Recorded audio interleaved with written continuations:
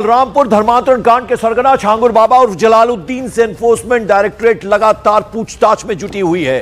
खबर आ रही है कि कस्टडी रिमांड के दौरान छांगुर बाबा से जब उसके राजनीतिक कनेक्शन के बारे में सवाल किए गए, प्रश्न किए गए, तो उसकी जबान लड़खड़ाने लगी। ऐसा माना जा रहा है कि छांगुर बाबा की अकूत साम्राज्य के पीछे कुछ बड़े लीडर्स, कुछ बड़े नेताओं का भी हाथ हो सकता है।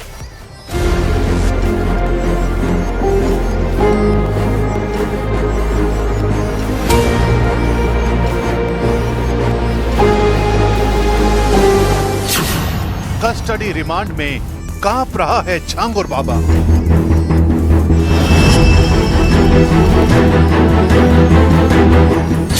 ईडी के सवालों से सहम गया है अवैध धर्मांतरण का सरगना। बलरामपुर में अधर्म लोक चलाने वाला छांगुर बाबा ईडी के सवालों से थर-थर कांप रहा है। माना जा रहा है कि ईडी को छांगुर बाबा से कई बेहद अहम सवालों के जवाब चाहिए, लेकिन ईडी के हर जरूरी सवाल का जवाब देते वक्त छांगुर बाबा का पसीना छूट रहा है। वो बेहद घबराया हुआ है। हर सवाल पर उसकी जुबान लड़खड़ा रही है। ईडी पता लगाना चाहती है कि उसके 22 बैंक अकाउंट में 60 करोड़ रुपए का हिसाब किताब क्या है। गल्फ कंट्री से पैसा कैसे आया, नेपाल के जरिए बलरामपुर तक पैसा कैसे पहुंचाया गया, हवाला नेटवर्क का पूरा रूट क्या था, और सबसे अहम वो सिंडिकेट मेंबर जो इस मनी ट्रेल का हिस्सा थे। ईडी अधिकारियों के सामने सबसे बड़ी चुनौती है 22 अलग अलग खातों में यानी बैंक अकाउंट में 60 करोड़ रुपए का ट्रांजैक्शन का छांगुर से हिसाब लेना। इसके अलावा नेपाल के जरिए जो बलरामपुर हवाला का नेटवर्क के जरिए जो पैसे आए हैं उसका भी पता लगाना। बहरहाल ईडी अधिकारियों के ज्यादातर सवाल जो ट्रांजैक्शन से जुड़े हुए हैं उन सवालों के जवाब पर छांगुर चुप्पी साधे हुए है। सूत्रों के हवाले से ये भी पता चला है कि ईडी की तरफ से छांगुर बाबा से कुछ बेहद अहम सवाल किए गए हैं। मसलन करोड़ों रुपए विदेश से क्यों भेजे जाते थे, तुम इन पैसों का क्या करते थे, तुम पढ़े लिखे नहीं थे तो किसने ये सलाह दी कि ट्रस्ट बना लो और इतने अकाउंट खोलो। छांगुर ने इसका जवाब दिया, इस्लाम के प्रचार प्रसार के लिए बहुत पैसे लगते हैं, उसके पास जो भी पैसे आए हैं वो चंदे से आए हैं। जमालुद्दीन और नवीन रोहरा की मदद से उसने बैंक अकाउंट और ट्रस्ट बनाए थे। इसके बाद छांगुर बाबा से पूछा गया, जमालुद्दीन उर्फ नवीन रोहरा से कहां और कब मुलाकात हुई। छांगुर ने जवाब दिया, नसरीन उर्फ नीतू ने जमालुद्दीन उर्फ नवीन से हमें मिलवाया था। मैंने उनकी बेटी को ठीक कर दिया था जो बीमार रहती थी। इसी से प्रभावित होकर उन्होंने मुझे अपने परिवार का सदस्य बना लिया। ईडी ने सवाल किया, नीतू और नवीन का धर्म परिवर्तन भी तुमने जोर जबरदस्ती से करवाया, धर्म परिवर्तन क्यों करवाते थे, इसके पीछे क्या मकसद था। इस सवाल का जवाब देते हुए छांगुर ने कहा, रोहरा परिवार का धर्म परिवर्तन मैंने नहीं करवाया। इस्लाम धर्म के बारे में जैसे ही वो समझे उन्होंने खुद से धर्म परिवर्तन किया। मेरा कोई मकसद नहीं था, मैंने सिर्फ इस्लाम के प्रचार प्रसार का काम किया। कोई अपने मन से धर्म परिवर्तन करना चाहता है तो मेरी कोई गलती नहीं है।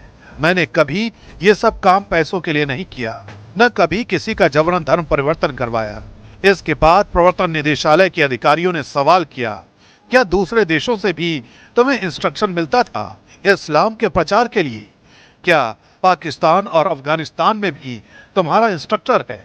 छांगुर ने कहा, मैं सिर्फ इस्लाम के प्रचार प्रसार के लिए काम करता हूं, मैं निर्दोष हूं। ईडी ने सवाल जारी रखे और पूछा, तुमने जो जमीन खरीदी और घर बनवाया और अपनी अकूत संपत्ति खड़ी की, इसकी जानकारी क्या इनकम टैक्स को दी? इस सवाल का जवाब देते हुए छांगुर बाबा ने कहा, जो संपत्ति मेरे पास है वो केवल मेरे पास है, ये किसी और की संपत्ति नहीं है। मैंने किसी की संपत्ति नहीं हड़पी।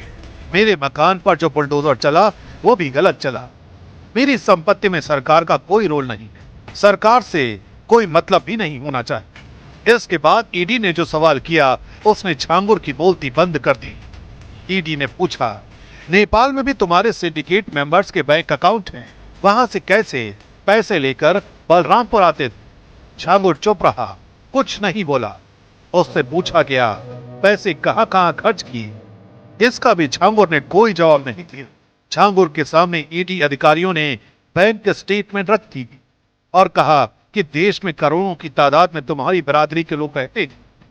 किसी दूसरे के अकाउंट में तो करोड़ों रुपए विदेश से नहीं आते, तुम्हारे ही अकाउंट में क्यों आए? छांगुर केवल बैंक स्टेटमेंट निहारता रहा और ईडी के सामने चुप रहा।